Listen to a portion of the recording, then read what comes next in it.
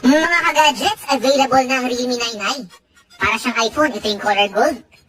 Para na siyang iPhone guys, promise. Tapos max siya, napakalaki niya.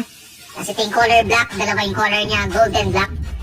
Tapos guys, yung new design nito is recta camera na siya, wala na siyang camera border, napaka-unique ng kanyang design. Ito yung available na dalawang color guys. Tapos yan, kukompare natin siya sa iPhone 13. Makikita niyo yung size difference niya, napakalaki ng size difference niya guys.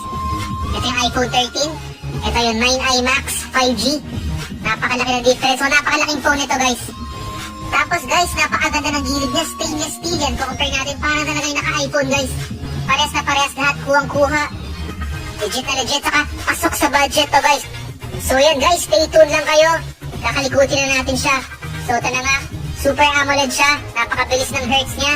Up to 180 Hz. Napakabilis talaga. Tapos gaming phone to and camera phone. Pwede rin siya pang vlog. Pwedeng i-add